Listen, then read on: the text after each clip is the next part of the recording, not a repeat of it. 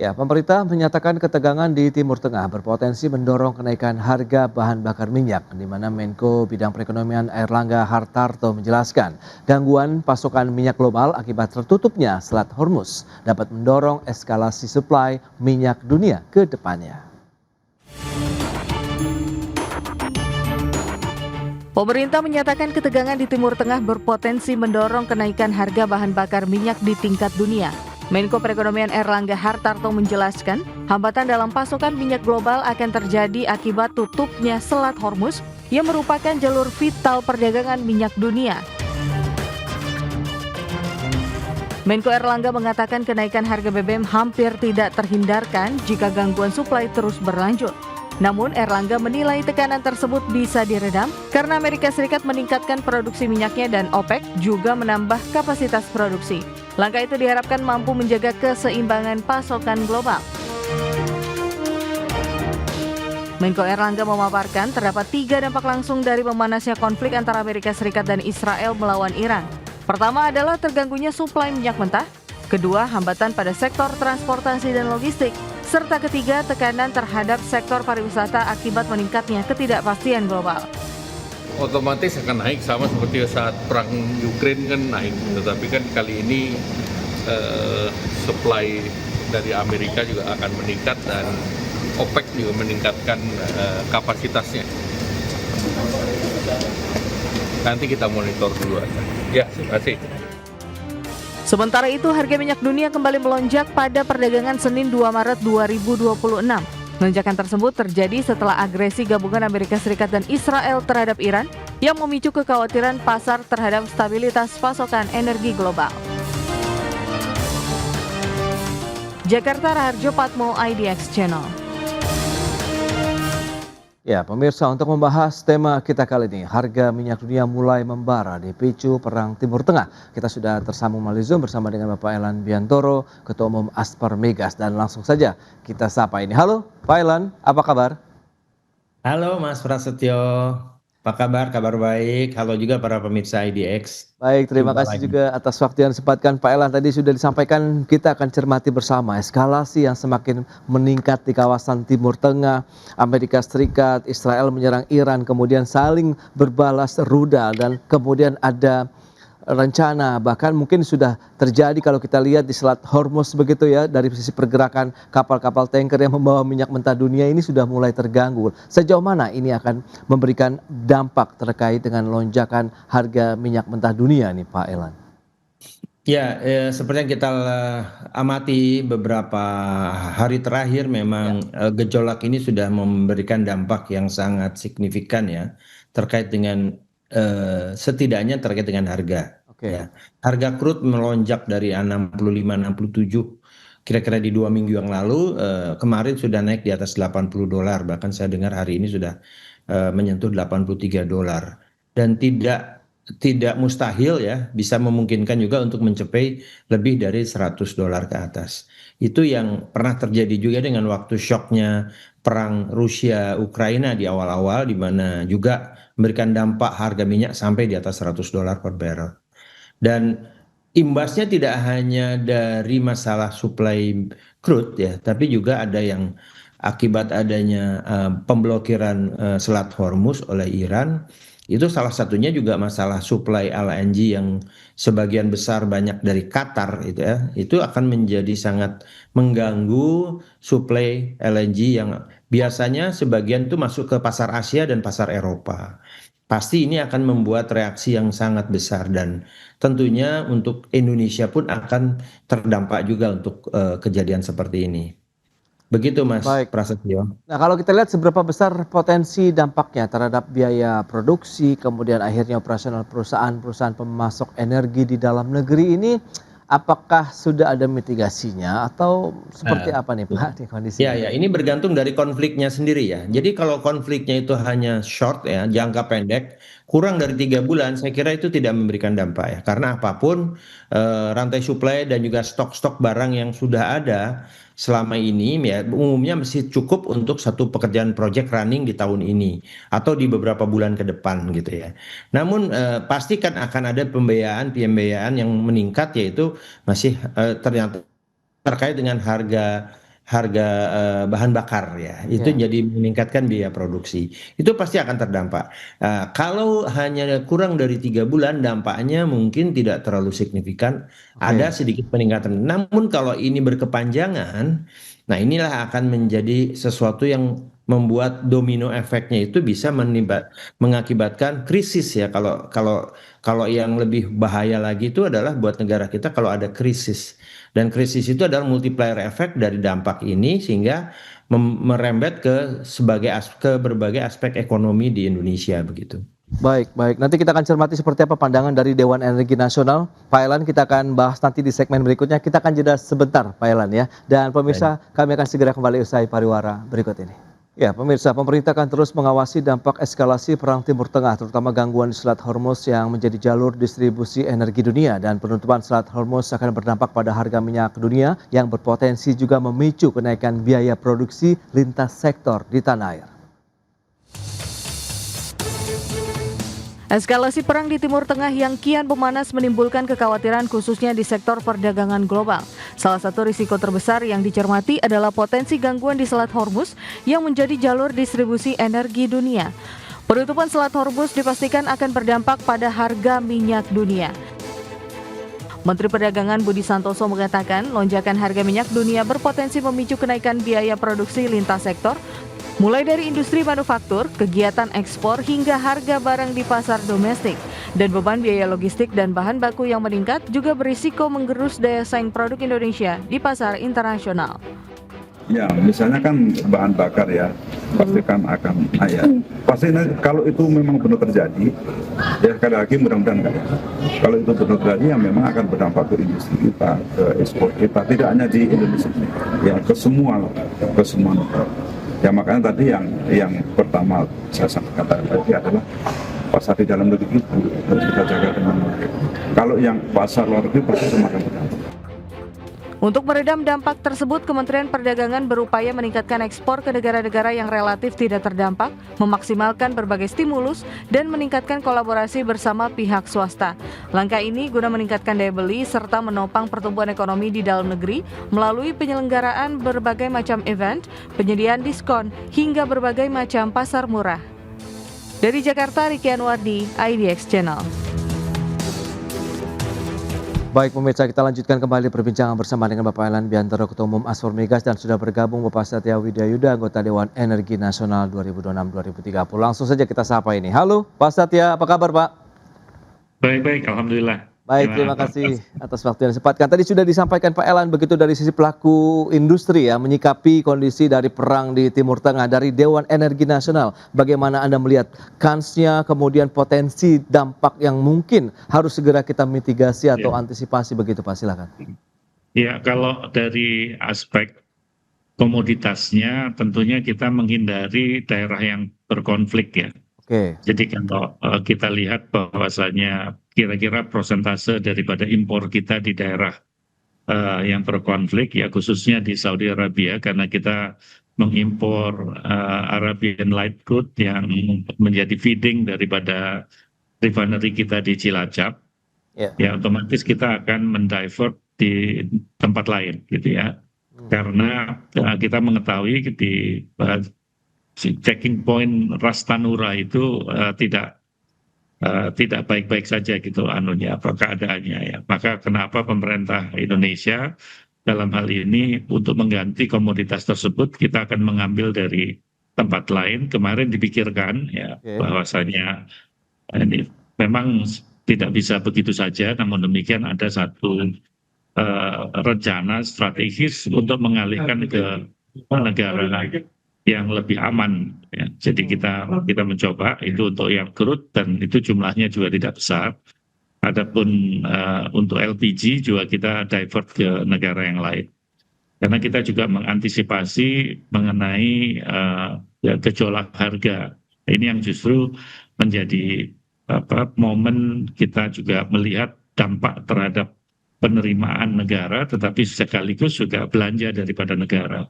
Apabila ada kenaikan daripada harga ICP kita akibat daripada kenaikan harga minyak dunia akibat daripada konflik. Jadi tentunya Indonesia menjaga ya agar cadangan energi kita terjamin, ya terlebih sekarang mau mendekati Lebaran. Jadi kalau kita bilang hari ini begitu, kita mempunyai cadangan yang cukup, ya, dan kita harapkan tentunya kita bisa sustain dengan cadangan yang kita apabila kita nanti bisa mendivert daripada importasi kita dalam bentuk crude ataupun BBM jadi di daerah yang lebih aman. Jadi kalau yang BBM jadi, ya, insya Allah tidak terlalu terkendala, ya karena poinnya ada di negara-negara ASEAN, ya, relatively cukup tidak berpengaruh, ya. Oke. Begitu, Mas. Seberapa besar sih Pak dampak kalau memang penutupan Selat Hormuz tadi begitu ya terhadap Indonesia? Kemudian seberapa cepat juga kita bisa melakukan diversifikasi negara-negara impor begitu ya untuk kita kebutuhan BBM di dalam negeri?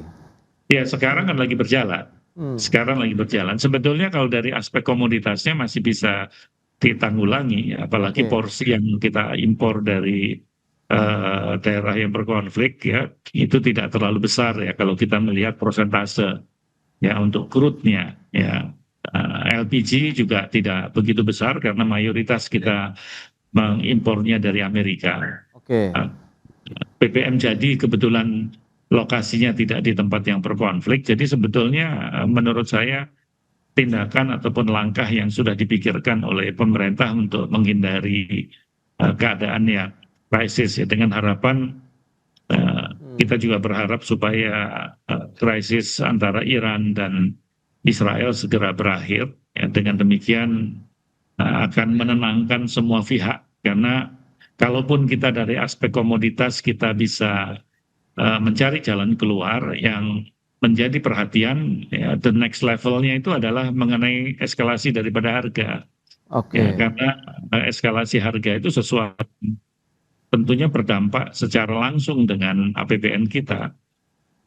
Kita punya cuma simulasinya, jadi kalau asumsi kursnya nanti itu katakan Rp17.000 dan harga minyaknya itu sekitar $100 per barel, itu tambahan daripada subsidi itu sekitar 99,56 triliun. Wow, Ini tambahannya ya, tambahan subsidinya sekitar 99,56 triliun. Jadi menurut saya sesuatu yang luar biasa ya. Jadi karena sekarang posisi sekarang aja dalam APBN 2025 itu sekitar 291,04 triliun. Nah, kalau nanti ada eskalasi harga yang ekstrim gitu ya, kita menggunakan $100 per barel itu cukup ekstrim ya, dengan kurs sekitar 17.000, tambahan daripada subsidi itu sekitar 99 triliun. Jadi saya pikir ini yang mesti kita cermati ya dari waktu ke waktu. Kalau dalam aspek komoditasnya insya Allah kita bisa mempunyai banyak pilihan. Hanya memang membutuhkan waktu karena proses supply chain-nya kan tidak bisa begitu mudah ya, tetapi itu bisa kita mitigasi. Mitigasi yang tengah dilakukan. Nah, lantas dari sisi pelaku industri lagi nih, Pak Elan, Anda melihat bagaimana tadi upaya-upaya pemerintah khususnya Dewan Energi Nasional diversifikasi juga saat ini tengah dilakukan untuk mencari produk-produk importasi bahan bakar minyak kita begitu dari negara-negara. Nah, untuk produsen di dalam negeri sendiri melihat bagaimana? Ada potensi kenaikan harga ini justru hal yang sangat positif kah atau justru sebaliknya ini, Pak Elan? Ya, jadi ada beberapa aspek yang harus kita lihat ya. Tadi kami memberikan apresiasi pada pemerintah dan Dewan Energi Nasional yang langsung melakukan berbagai macam pertimbangan-pertimbangan yang strategis ya, dan diversion dari negara-negara lain pengganti crude dan maupun produk Timur Tengah. Jadi kalau produknya sendiri tadi katanya tidak daerah yang berasal dari daerah konflik begitu.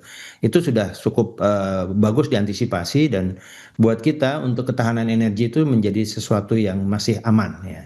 Memang jadinya efeknya adalah ke harga ya.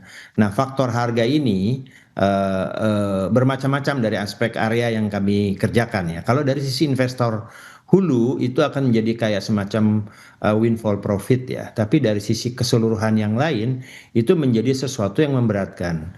Karena harga harga-harga biaya operasional, biaya bahan pokok akan naik semuanya, dan itu harus kita pikirkan eskalasi-eskalasi itu untuk berhitung secara keekonomian lagi begitu. Sementara ada kontrak yang sudah berjalan, kontrak yang hampir selesai, dan kontrak yang sudah dimenangkan tendernya namun belum dimulai. Padahal angka sudah ditetapkan di dalam kontrak. Oke. Nah, ini menjadi PR buat kita untuk bernegosiasi dengan para pemberi pekerjaan begitu, untuk supaya bisa win-win solution, harga bisa di adjust lagi, dan kita bisa sama-sama menghadapi hal seperti ini, bisa kita hadapi bersama-sama, tidak dari satu pihak saja, tapi win-win solution antara pemberi pekerjaan dengan pekerja kontrak gitu, atau perusahaan yang mengerjakan kontrak-kontrak dengan para perusahaan minyak begitu. Strategi apa yang sudah disiapkan apabila memang nanti perangnya ini justru menjadi lebih panjang lagi, kita akan bahas lebih jauh nanti di segmen berikutnya. Kita akan jeda sebentar Pak Elan, kemudian juga dengan Pak Satya, kita akan istirahat sebentar ya Pak ya. Dan pemirsa, kami akan segera kembali usai pariwara berikut ini.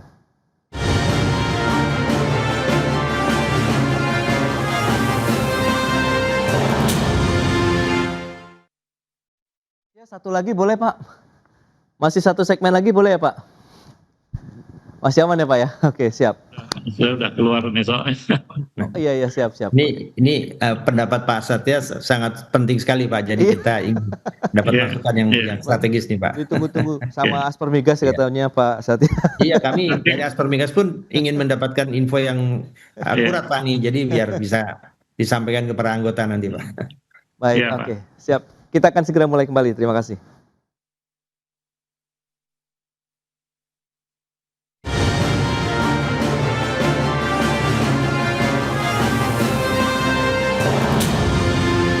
Ya, terima kasih Anda masih bergabung bersama kami dalam Market Review, dan kita akan lanjutkan kembali perbincangan kali ini bersama dengan Bapak Satya Widayuda, anggota Dewan Energi Nasional. Kemudian juga ada Bapak Elan Biantoro, Ketua Umum Aspermigas. Nah, lantas bagaimana dengan upaya-upaya tadi sudah dilakukan diversifikasi? Kemudian nanti langkah-langkah apa saja yang mungkin perlu dijaga oleh pemerintah, Dewan Energi Nasional? Karena kan kalau kita bicara mengenai kenaikan harga bahan bakar minyak, ini sangat sensitif sekali. Tadi Menteri Perdagangan juga sudah menyebutkan lintas sektor yang akan terdampak kalau ada kenaikan harga minyak mentah dunia ini, Pak Satya, silakan. Ya, jadi gini, ini simulasinya ya, dan ini sudah ada di dalam nota keuangan. Jadi kalau ada kenaikan daripada ICP itu $1 aja per barel, jadi kalau harga minyaknya itu naik, itu pendapatan negara tambahannya cuma 3,5 triliun. Oke. Tapi belanjanya itu 10,3 triliun. Jadi bisa dibayangkan $1 aja kita naik, itu ada implikasi terhadap penerimaan, karena memang kita juga mempunyai crude yang kita jual keluar. Namun demikian, karena kita bukan negara boleh dikata kategorinya sebagai negara yang defisit untuk minyak ya, karena kita kepentingan dalam negeri lebih banyak daripada produksinya, maka aspek belanjanya ya di kemudian hari ya, termasuk subsidi dan lain sebagainya itu sekitar 10,3 triliun. Dan mudah-mudahan pergerakan daripada harga minyak ini tidak akan memberatkan ya ke depan ini. Kalau sekarang kita melihat Brent kan trennya sudah cukup tinggi ya, 78 sampai range-nya sampai sekitar $82 per barel. Di APBN kita mudah-mudahan ini nanti ya kita lihat ya, karena kalau tadi di pertanyaannya itu apa yang mesti dilakukan oleh pemerintah, itu ada sesuatu yang di luar daripada kontrol pemerintah. Kalau harga minyak dunia kan sesuatu yang harus kita hadepin gitu. Tapi paling tidak kita bisa hitung gitu bahwasanya perkenaikan harga minyak tersebut akan berimplikasi terhadap belanja dan juga pendapatan. Baik. Nah, lantas kalau kita bicara mengenai tadi, kalau dari sisi pendapatan negara hanya 3 triliun, kemudian belanjanya 10,3 triliun, sementara Anda melihat atau proyeksikan sendiri dari DEN sendiri, ini akan berlangsung sampai berapa lama Pak eskalasi perang ini Pak? Karena kan tidak bisa, Ukraine katanya sebentar, ternyata lama begitu. Ya ini kan suatu situasi global politics yang semua orang tidak akan bisa memprediksi dengan tepat. Oke. Jadi mempunyai asumsi-asumsi yang dari waktu ke waktu bisa berubah. Jadi kalau kita lihat ketegangan, tidak ada negosiasi yang kondusif ya, karena lagi bernegosiasi ternyata juga ada serangan misalkan. Itu kan juga menimbulkan confidence daripada masing-masing pihak itu menjadi berkurang. Nah ini kan tentunya dicermati ya, bahwa presiden dan juga para kabinet yang ada di dalamnya mencermati dari waktu ke waktu ya, supaya kita bisa memitigasi apa yang mesti dilakukan ke depan. Ya kita berharap supaya ini tidak terlalu mempunyai implikasi kepada Indonesia ya, baik itu dalam komoditas perdagangan secara keseluruhan ataupun energi pada khususnya. Oke, kesiapan Pak untuk menghadapi momen Lebaran, kesiapan cadangan kita aman Pak? Ya, masih terkendali Mas, jadi kalau terkendali. Jadi kalau kita berbicara cadangan minimum itu kita masih dalam range yang ditentukan gitu. Oke, baik Pak Satya. Nah, kembali lagi ke Pak Elan. Ini bagaimana dari sisi pelaku usaha, pelaku industri begitu menyikapi apabila ini jangka pendek, menengah, panjang mitigasinya? Apakah sekarang saat ini mungkin teman-teman Aspermigas sudah melakukan pemetaan nih, upaya-upaya untuk bisa menjaga pasar dan juga harga di dalam negeri misalnya juga tetap kondusif begitu nih Pak Elan? Ya, saya kira dari Aspermigas ini dari beberapa sektor ya, dari sektor investasi, saya kira ini malah menjadi satu peluang untuk bisa mengangkat investasi lagi. Mengingat kita tahu bahwa ada beberapa lapangan-lapangan minyak di Indonesia ini yang marginal ya. Marginal ini kalau dengan harga minyak sekian ini belum bisa dikembangkan. Namun begitu harga crude naik begitu menjadi $80 seperti sekarang gitu, mungkin itu menjadi ekonomis lagi dan itu momentum untuk kita coba mengangkat dan membuka kembali lapangan minyak yang marginal tadi untuk diproduksikan kembali dan bisa mengangkat produksi nasional. Tapi di sisi lain dari sisi pendukung perminyakan itu juga harus berhitung dengan baik karena apapun hitung-hitungannya biasanya akan ada efek akibat dari kenaikan harga crude ini, beberapa barang dan jasa beberapa bulan kemudian pun akan naik begitu. Itu harus dihitung ya. Tapi untuk dalam 1-2 bulan ke depan kita masih bisa menggunakan existing pricing yang ada terkait dengan harga-harga kontra barang dan jasa. Paling harga biaya-biaya untuk yang berhubungan dengan biaya fuel atau bahan bakar. Karena harganya naik, pasti pembiayanya akan sedikit naik. Untuk drilling aja kita kan butuh solar ya, untuk bahan bakar mesin pengeboran ya. Itu juga pasti akan membiayai yang berlebih dari yang sebelum-sebelumnya. Itulah yang berakibat gitu. Nah, dari harga pendukung barang dan jasa di kegiatan minyak itu harus banyak berantisipasi. Tapi kalau untuk investasi ini menjadi apapun perusahaan-perusahaan K3S di Indonesia harus menjaga momentum ini untuk bisa mencoba memulai menghidupkan kembali lapangan-lapangan atau prospek-prospek yang marginal untuk bisa dilakukan investasi baru. Itu jadi momentum yang baik buat mereka begitu. Oke, itu dia langkah-langkah yang sudah dilakukan. Dan terakhir dari Pak Satya, Anda melihat untuk kansnya di tahun ini akan seperti apa nanti untuk industri migas nasional kita begitu dengan adanya konflik perang begitu di Timur Tengah, Pak? Ada potensi BBM naik tidak nih, Pak Satya? Begini, kalau BBM itu kan seperti yang sudah diketahui ya, kalau yang komersial non pertalite itu kan memang ditentukan oleh pasar ya, walaupun batasan-batasannya sesuai dengan Capman yang berlaku ya. Tetapi untuk pertalite sampai hari ini tidak ada perubahan ya, berarti kita masih menjaga gitu. Kalaupun harga minyak naik apabila pertalite tidak berubah ya berarti dalam hal ini subsidi pemerintah menjadi membengkak. Tadi yang kita hitung di dalam simulasi yang barusan saya sampaikan. Nah, namun kalau untuk yang harga yang non pertalite, memang mereka akan berkaitan dengan harga yang relatif bergerak ya saat ini dan masyarakat sudah terbiasa gitu dengan pergerakan harga dari waktu ke waktu yang non pertalite. Oke. Baik, itu dia berarti memang kondisi global menentukan juga ya harga minyak dunia terhadap harga bahan bakar minyak non pertalite di Indonesia sendiri begitu ya. Nanti kemungkinan dan semoga sih tidak melonjak lebih tinggi lagi nih harga minyak mentah di pasaran dunia begitu ya, sehingga tidak akan mengganggu banyak sektor dan juga mungkin kehidupan masyarakat secara luas begitu di Indonesia. Pak Elan kemudian Pak Satya, terima kasih banyak atas informasi, update dan juga insight yang sudah disampaikan. Selamat melanjutkan aktivitas Anda kembali. Salam sehat Pak, sampai berjumpa kembali. Terima kasih Pak Elan, terima kasih Pak Satya. Ya pemirsa, S&P Global Market mencatat indeks PMI manufaktur Indonesia berada di level 53,8 dan menjadi yang tertinggi dalam hampir 2 tahun terakhir. Dan catatan tersebut menjadi modal penting bagi Indonesia dalam menghadapi situasi global. Lembaga pemeringkat S&P Global Market merilis data Purchasing Managers Index atau PMI manufaktur Indonesia di level 53,8 poin pada Februari 2026. Level ini pun menjadi yang tertinggi dalam waktu hampir 2 tahun terakhir sejak Maret 2024. PMI manufaktur pada Februari naik secara bulanan dari posisi Januari 2026 di level 52,6 poin. Adapun level di atas 50 juga menandakan ekspansi sektor industri yang semakin kuat pada awal tahun ini. Ekonom S&P Global Market Intelligence Usama Bati dalam rilisnya mengatakan, perbaikan kondisi manufaktur Indonesia kembali menguat pada pertengahan kuartal 1 2026 dan memberi prospek positif bagi kinerja sektor industri ke depan. Sementara itu, Kementerian Keuangan menyatakan PMI manufaktur Indonesia yang mencetak rekor tertinggi di level 53,8 pada Februari 2026 menjadi modal penting bagi Indonesia dalam menghadapi situasi global.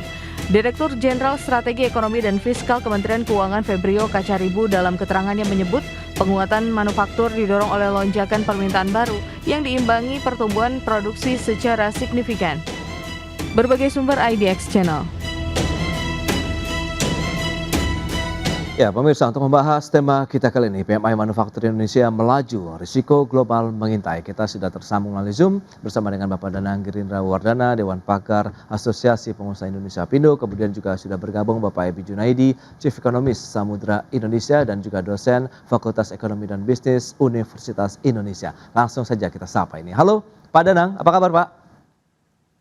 Sehat selalu Mas Pras. Baik, terima kasih atas waktu yang disempatkan Pak Danang. Pak Ebi, apa kabar Pak? Sehat Mas Pras, Alhamdulillah. Alhamdulillah, terima kasih atas waktu yang disempatkan. Sebelum membahas lebih jauh, Pak Ebi, kita akan review dulu nih terkait dengan PMI Manufaktur Indonesia Januari Februari, trennya cenderung naik dari 52,6 di Januari, kemudian Februari 53,8 poin. Nah, apa yang bisa kita analisis begitu? Ini faktor musiman saja, siklikal begitu, atau memang ada trigger lain ini Pak Ebi? Ya, kalau kita lihat memang faktor musiman selalu hadir di awal tahun, di mana setiap Q1 industri manufaktur Indonesia itu mendapat dorongan dari siklus musiman yang berulang.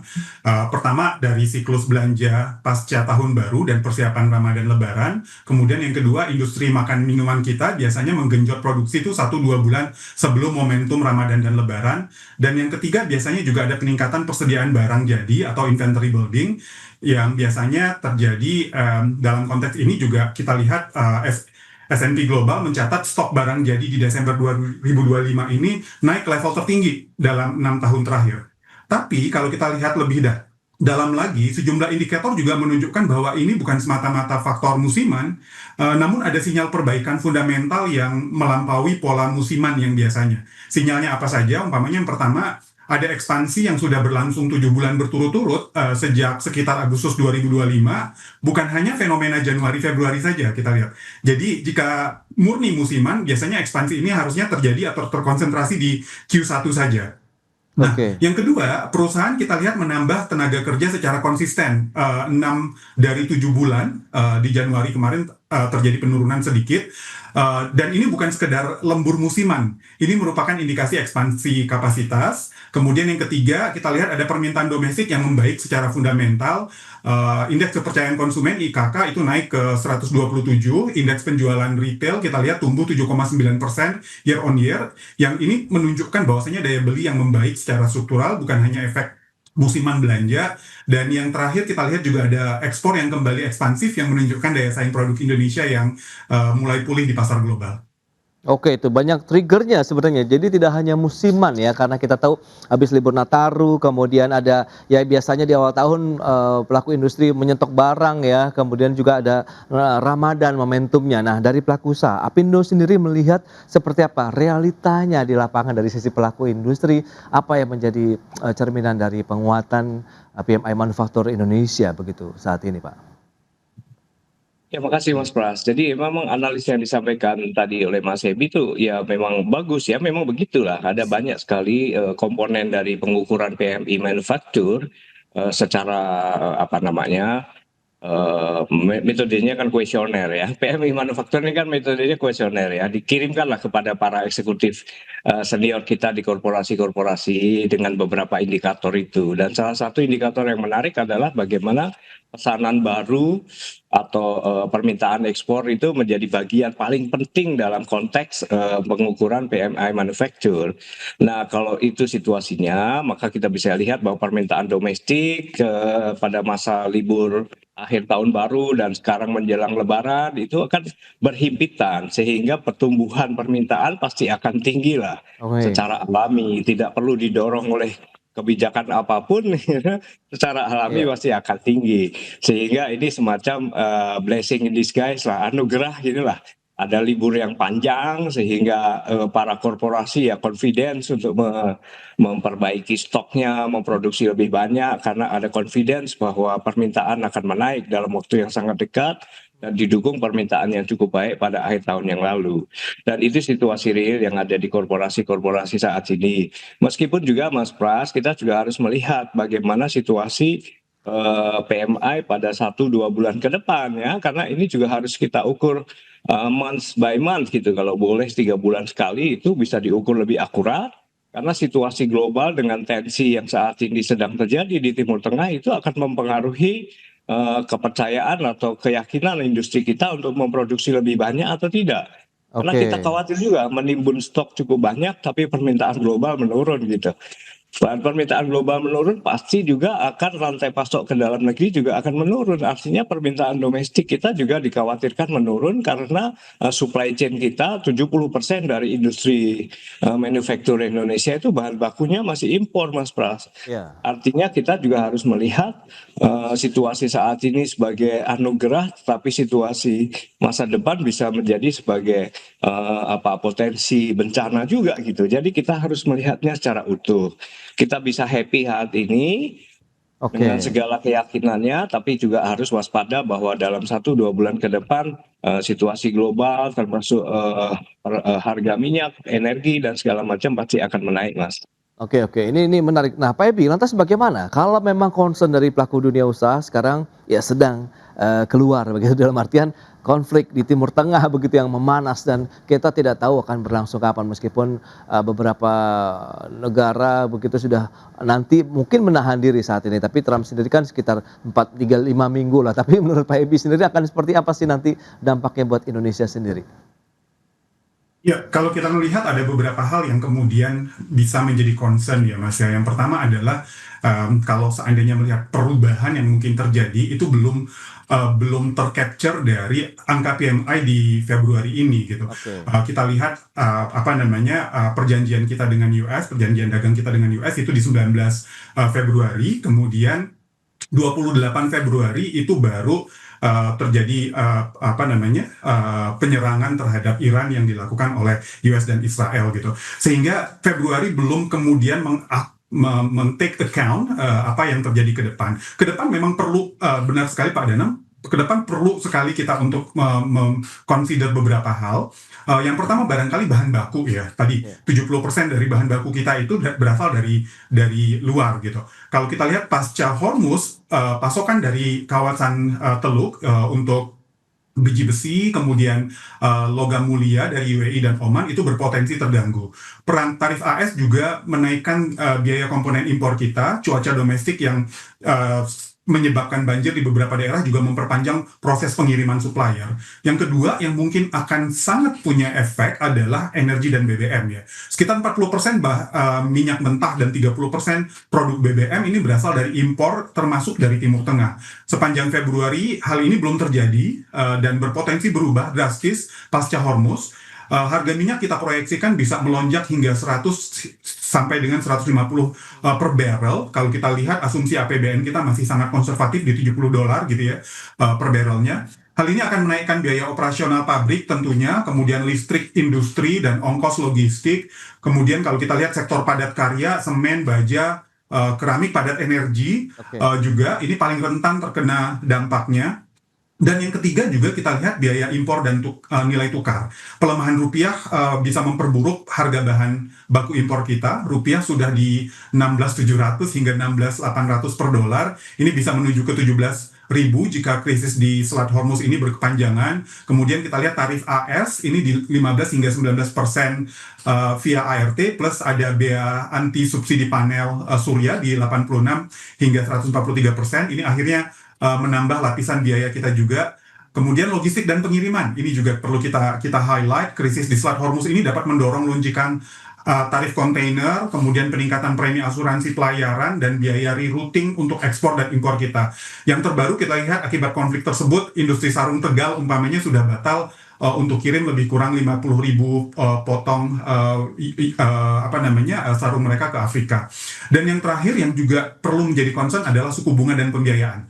Ini BI rate saat ini di 4,75%, ini sudah ditahan 5 kali berturut-turut dari Oktober 2025 hingga Februari 2026. Yeah. BI sudah memangkas BI rate secara kumulatif kalau kita lihat sekitar 150 BPS sejak September 2024. Kalau kita lihat kalau seandainya tekanan eksternal mendorong capital outflow dan juga menekan rupiah lebih dalam, ini BI bisa jadi berpotensi untuk mengetatkan kembali kebijakan moneter sehingga membalikkan tren penurunan suku bunga kita dan kembali membebani biaya modal produsen kita. Okay. Wow, itu dia dampak yang mungkin perlu segera diantisipasi oleh pelaku usaha ya, kenaikan harga bahan bakar, energi, kemudian dari sisi moneter kita begitu, dan fiskal seperti apa kita akan bahas lebih jauh nanti di segmen berikutnya Pak Danang. Pak Ebi, kita akan jeda dulu sebentar ya, dan pemirsa kami akan segera kembali sesaat lagi.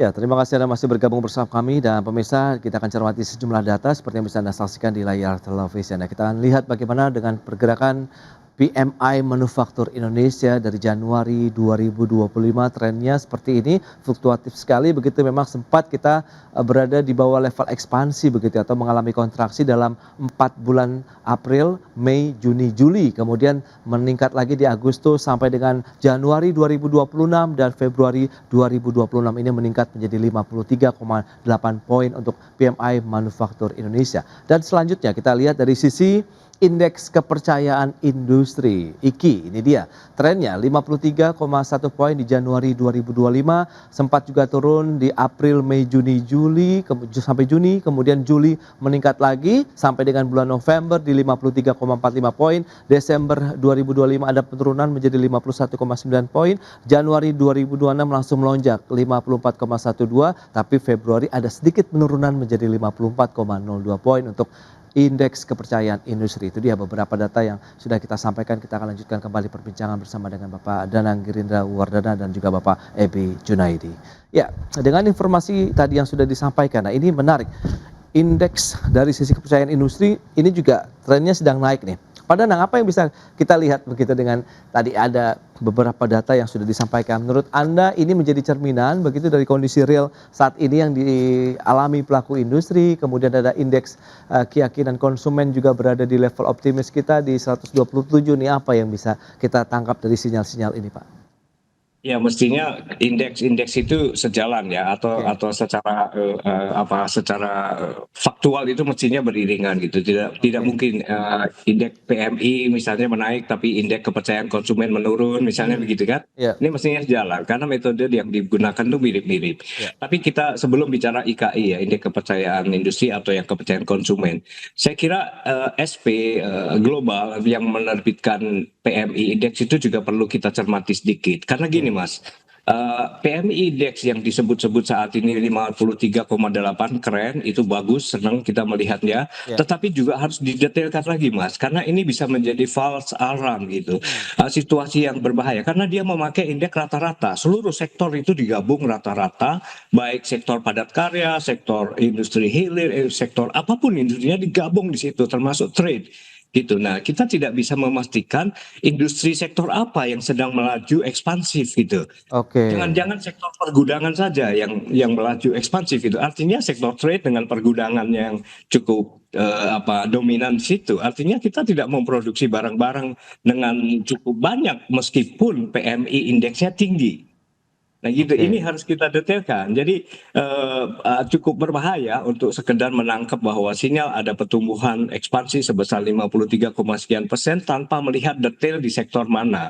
Karena ini juga bagian dari sebuah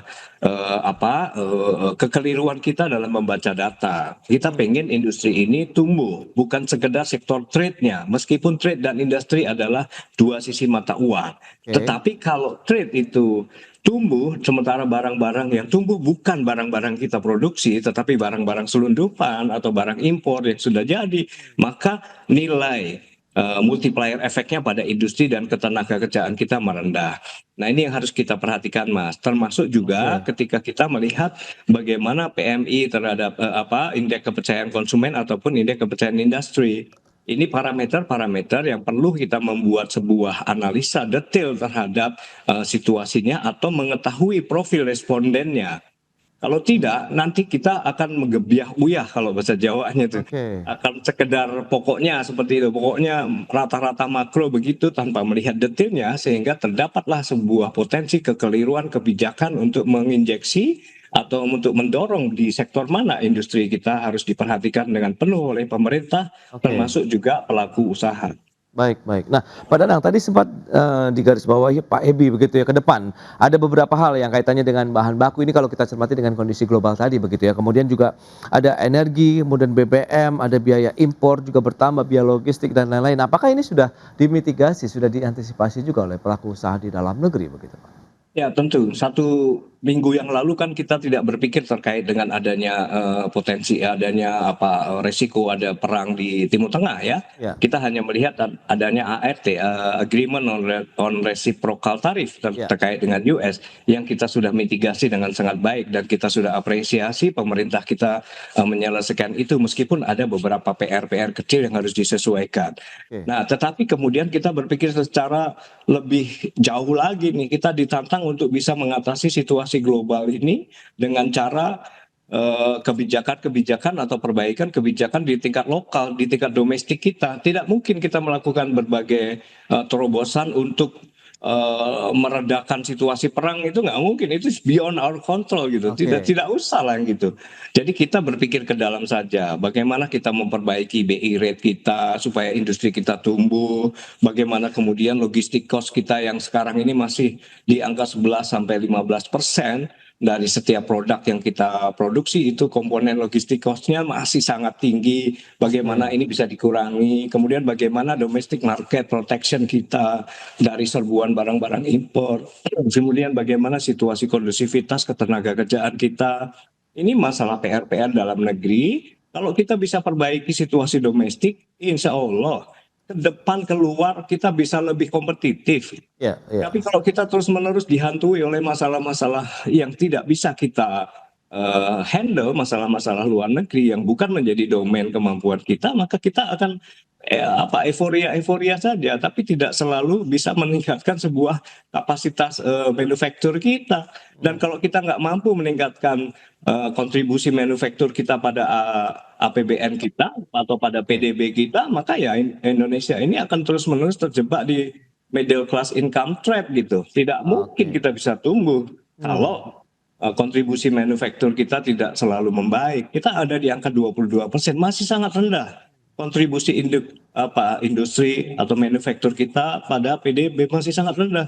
Ini yang harus kita tegaskan, kita dorong, kita minta teman-teman pemerintah untuk lebih banyak melihat domestic political will-nya. Jangan keluar terus deh, ayo perbaiki ke dalam gitu. Baik Pak Danang. Nah ini Pak Ebi, lantas bagaimana? Sempat juga Anda menyatakan di awal bahwa PMI manufaktur menjadi sinyal perbaikan fundamental ekonomi. Kemudian dengan adanya tadi konflik ataupun perang di Timur Tengah ini kan berdampak nanti kekhawatiran harga minyak mentah dunia meningkat, harga BBM naik, tapi kalau yang disubsidi tidak naik berarti kan ada beban subsidi tambahan dari APBN begitu. Seberapa kuat sih sebenarnya kondisi fundamental ekonomi kita, APBN kita untuk bisa menahan tadi tekanan-tekanan dari global nih Pak Ebi? Ya. Kalau kita lihat ya data PMI tadi itu yang cukup ini tuh mencerminkan kondisi sebelum tekanan eksternal tersebut terjadi gitu ya. Hasilnya menunjukkan bahwasanya fundamental ekonomi domestik kita itu cukup kuat secara organik. Ada tadi permintaan domestik yang jadi mesin utama kita. Indeks penjualan real kita itu tumbuh 7,9% year on year. Indeks keyakinan konsumen kita naik ke 127%. Penjualan mobil kita itu naik 7%. Kemudian sepeda motor itu lebih kurang 3,1%. Kemudian kita lihat ekspor juga mulai pulih, ada new export order ini naik yang pertama kali. PMI mitra dagang kita juga ternyata ekspansif. Kita lihat India itu PMI-nya 57,5, Vietnam itu 54,3, Thailand itu 53,5, kemudian Jepang itu 53,0, dan Amerika Serikat sendiri masih di 51,2. Jadi kemungkinan demand untuk ekspor kita masih tetap bertahan. Output dan employment kita juga tumbuh kuat tadi. Employment kita naik 6 dari 7 bulan terakhir. Kemudian surplus perdagangan kita nih terus berlanjut. Kalau kita lihat 69 bulan berturut-turut sejak Mei 2020 tuh terus naik. Tapi ada resiko besar tadi yang ART, AS, kemudian krisis Selat Hormuz. Nah, ini yang juga harus diantisipasi. Benar sekali, saya rasa dukung Pak Danang tadi mengatakan bahwasanya di satu sisi kita bisa berhasil menurun atau mengunci tarif ekspor kita di 15-19% gitu ya, dari ancaman sebelumnya 32%. Tapi di satu sisi lain kita memikul berbagai kewajiban seperti adanya impor pesawat, oil dan gas, kemudian produk-produk pangan, pembukaan pasar domestik lewat pembebasan tarif produk AS ini, dan juga kewajiban impor tersebut ini bisa kemudian menekan sebagian industri lokal dan UMKM kita yang relevan dengan industri itu gitu. Meskipun di sisi lain ini juga berpotensi untuk menurunkan biaya produk manufaktur kita gitu. Ya, lantas kalau kita lihat ke silakan. Ya, lantas ke depan akan seperti apa nanti kondisi ekonomi Indonesia? Kemudian PMI manufaktur kita akankah kembali lagi tertekan dengan ancaman-ancaman global? Kemudian tadi perbaikan-perbaikan domestik yang diminta oleh pelaku usaha di dalam negeri seperti Apindo untuk mungkin lebih strict lagi begitu menjaga, membentengi pasar kita begitu.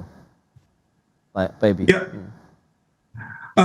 Kalau kita melihat apa yang akan ke depan, ada potensi naiknya, ada potensi yang membuat turun gitu ya. Saya pengen yang turun dulu deh. Yang turun krisis Selat Hormuz, eskalasi serangan AS Israel yang dimulai di 28 Februari 2006 ini. Ini akan mengganggu rantai pasok global. Harga minyak kemudian akan naik, biaya produksi dan logistik juga akan kemungkinan naik. Kemudian ada ketegangan perdagangan global.